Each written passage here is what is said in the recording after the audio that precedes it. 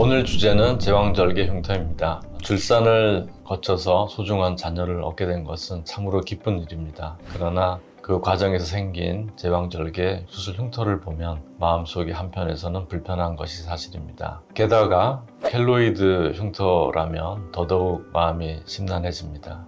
초기에 레이저와 흉터 주사를 이용한 적극적인 치료가 필수라고 할 수 있습니다.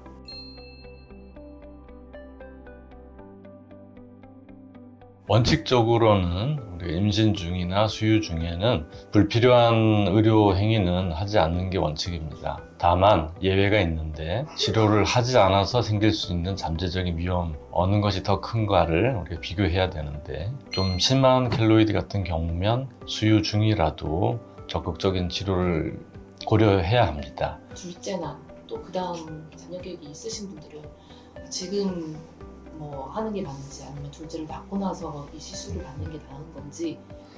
그 경우가 고민이 되는데, 덜 심한 형태라면 어차피 둘째 분만 시 다시 제왕절개 수술을 할 확률이 높기 때문에 그때 수술을 하면서 기존의 흉터를 제거하는 방법도 있기 때문에 그런 경우에는 좀 기다려보는 것이 좋을 것이라고 생각이 됩니다. 그러나 심한 켈로이드 같은 경우에는 1년, 2년 사이에도 엄청 진행을 할 수 있기 때문에 그런 경우에는 나중에 둘째, 셋째 계획이 있더라도 적극적인 치료를 하는 게 좋다고 생각이 됩니다.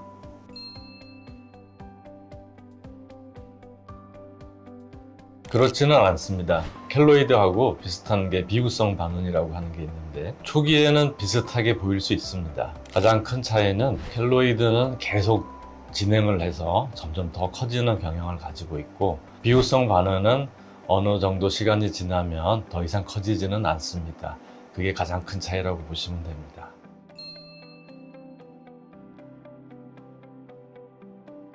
켈로이드는 계속 진행하는 경향이 있기 때문에 흉터 연고 등으로는 역부족인 경우가 많고, 주사를 맞으면 일시적으로 튀어나온 게 가라앉아 보이긴 하지만 한두 달이 지나면 다시 원상태로 돌아가고 계속 커지는 경향이 있습니다.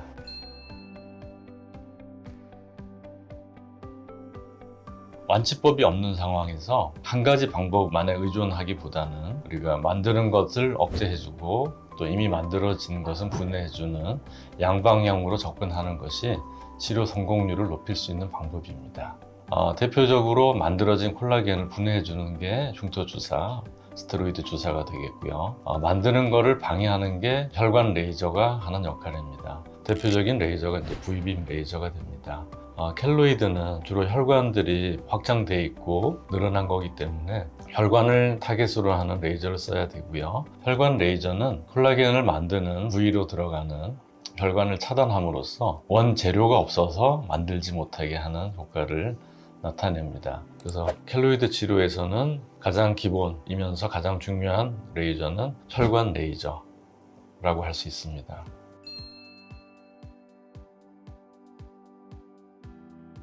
흔히 하는 오해 중에 레이저가 모든 것을 다 알아서 해준다라고 이제 생각하시는 분들이 있는데, 그것은 그렇지는 않습니다.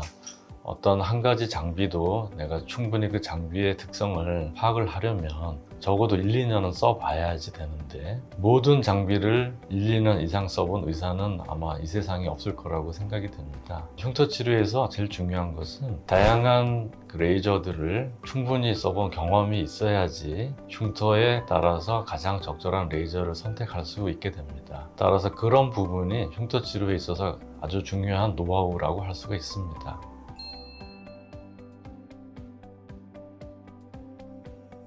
며칠 만에 커졌다는 느낌이 들 정도로 커지는 속도가 빠르고, 그 다음에 가려움증이나 통증 같은 증상을 동반하게 됩니다. 그런 경우에는 산 후에 수유하는 산모라도 적극적인 치료가 필요하다고 생각이 됩니다.